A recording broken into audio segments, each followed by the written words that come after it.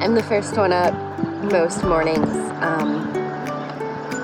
and George knows it's kind of my time, so I got up and decided to take a stroll. I've been reading some of the historical placards and the likes in Harpers Ferry.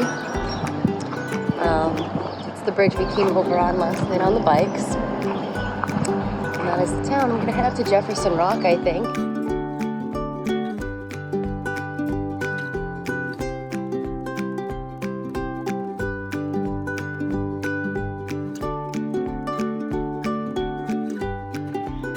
So Harpers Ferry is truly built on a hill. You could see it came up the steps down there. I'm excited to bring the kids up here later.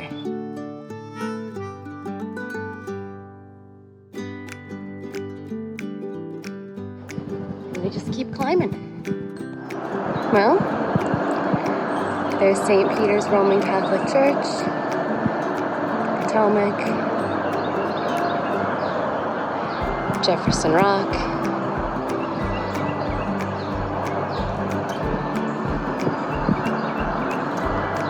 It's a great view.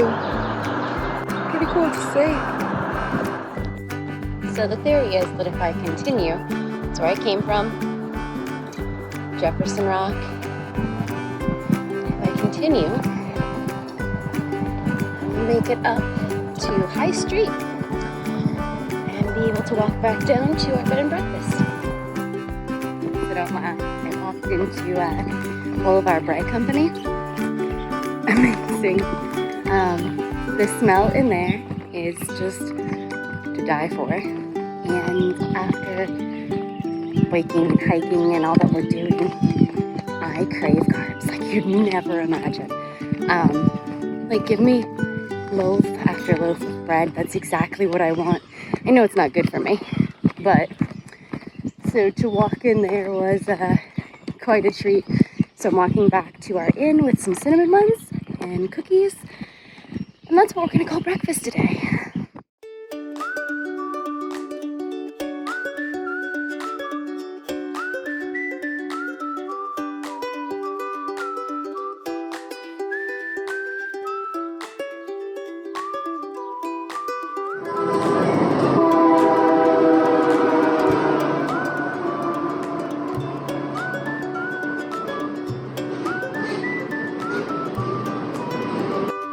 We are leaving Harpers Ferry. We did our exploration, our bopping, our shopping, our dining. Here's the Potomac.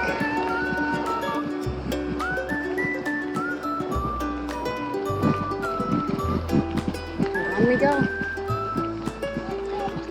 Tonight we stay in Lockhouse 25.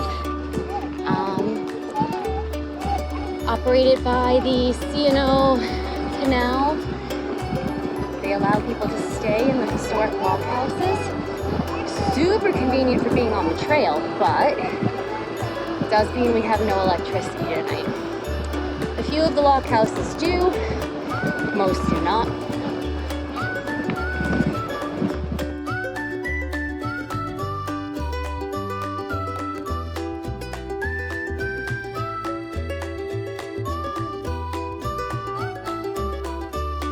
We were sailing out of Harpers Ferry. I think we're near Brunswick.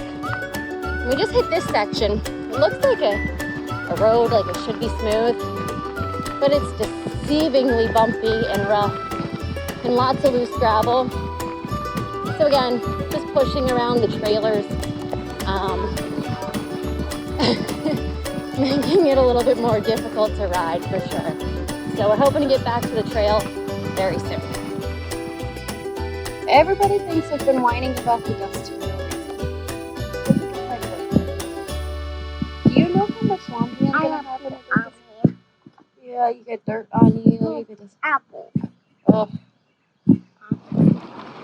cute. I have to say the lockhouses keep getting cuter.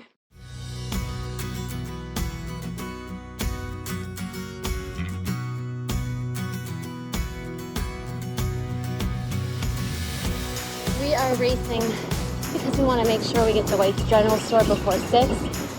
We started out late today because we will have nothing to do with the Lockhouse.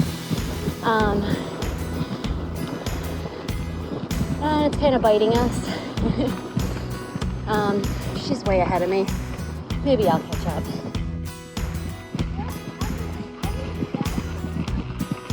Not yet, bud. Getting closer.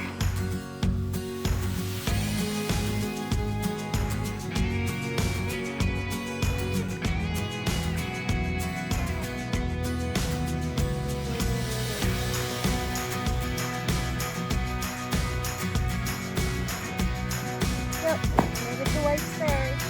So we made it to historic White's Ferry, where the ferry used to run. Not a lot going on here, but the grill was open, so there's not a lot.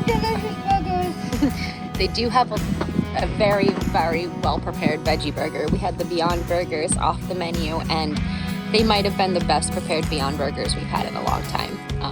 Great multi-grain bun, great fixing, so kudos to that. Aside from that, if you are staying in one of the Lockhouses Beyond, just note that there's not a lot of supplies. I was kind of hoping it was more general store style and actually had, you know, a loaf of bread or a gallon jug of water and, you know, staples like that. Nothing. You've got nothing like that. Thanks, baby. Thanks, honey. Welcome to home for the night. Yeah, welcome home. We are staying in Lockhouse 25. So Lockhouse 25, historic.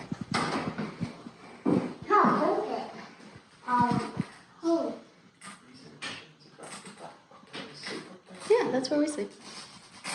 We've got some lanterns.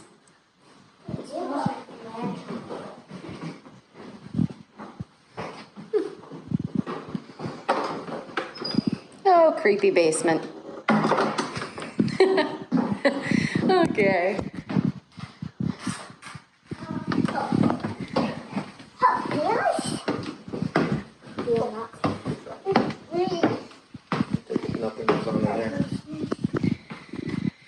We don't have pillows. Oh, I know. Trust me. Oh, good. No pillows. Yeah, no. It's vintage. Hey everyone, Julie And George.